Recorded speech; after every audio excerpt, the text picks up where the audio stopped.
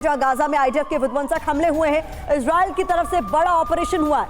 Satellite तस्वीरों में तबाही साफ तौर पर देखी जा सकती है। ये तस्वीरें आप तक हम पहुंचाएंगे। ये देखिए सैटेलाइट इमेजेस, जिसपे साफ तौर पर देखा जा सकता है कि किस तरीके से हालात बदल गए इस पूरे इलाके के, क्योंकि लगातार यहां पर हमले किए जा रहे हैं। तो एक एक कर सैटेलाइट इमेजेस सामने आ रही हैं जो बता रही हैं कि सूरत हाल गाजा का बदल चुका है। इजराइल की तरफ से बड़ा ऑपरेशन को अंजाम दिया जा रहा है। उसके बाद जो सैटेलाइट इमेजेस हैं वो सामने आई हैं। अब आपको दिखाते हैं कि कैसे आईडीएफ ने गाजा में घुसकर तबाही मचाई है। हमास के ठिकानों को नेस्तनाबूद कर दिया गया है और आगे भी विध्वंसक प्लान है। ये सैटेलाइट तस्वीर 21 अक्टूबर और 30 अक्टूबर की बताई जा रही है। बाईं तरफ 21 अक्टूबर की तस्वीर है तो दाहिनी ओर 30 अक्टूबर की तस्वीर आपके सामने हम रखेंगे और इसके जरिए आप समझ सकेंगे। ये देखिए तस्वीर आपके सामने है। आपको दिखेगा पहली तस्वीर में मैदान नजर आ रहा है। ये हमले से पहले का हाल है। हमले के बाद मैदान तबाह नजर आ रहा है। 30 अक्टूबर की तस्वीर है। 21 तारीख वाली तस्वीर आपके सामने, जहां इजराइल के बख्तरबंद वाहन नजर नहीं आ रहे हैं, तो वहीं 30 अक्टूबर को कई बख्तरबंद गाड़ियां आपको तस्वीरों में नजर आ रही है। 21 अक्टूबर की एक और तस्वीर आपको दिखाते हैं। मैदान और घर आपको इसमें नजर आ रहे हैं और कोई सैन्य वाहन नजर नहीं आ रहा है। अब 30 अक्टूबर की तस्वीर आप देखिए तो मैदान और घर तबाह है। टैंक और बख्तरबंद गाड़ियां आपको भारी तादाद में नजर आ रही हैं। 21 अक्टूबर को इमारतें सही सलामत दिख रही हैं। हमले से एक दो बड़े गड्ढे दिख रहे हैं, तो वहीं 30 अक्टूबर की तस्वीर में हमले से इमारतें तबाह और कई बड़े गड्ढे नजर आ रहे हैं। तो गाजा में हमले के नए नक्शे से खुलासा क्या हुआ है?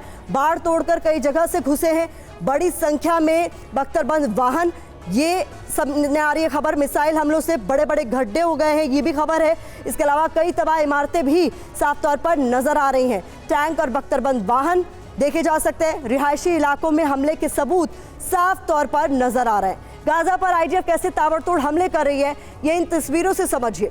तुर्की और इंडोनेशिया अस्पतालों के पास हमले हुए हैं। कई हमास लड़ाके पकड़े गए हैं। हमास ने भी जवाबी हमले किए और इजरायली सेना को नुकसान पहुंचाया।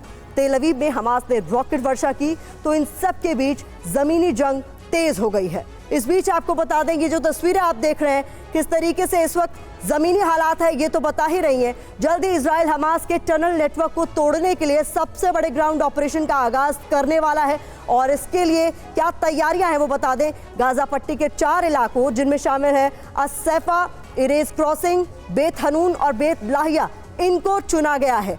तो ये गाजा पट्टी में वो कौन कौन से इलाके हैं, ये नक्शे के जरिए हम आपको दिखा रहे हैं। वो 4 इलाके जिन्हें चुना गया है, इन्हीं चारों लोकेशन से इजराइल की सेना गाजा पट्टी में एंटर करेगी, वो भी टनल नेटवर्क को नस्तो नाबूद करने के लिए।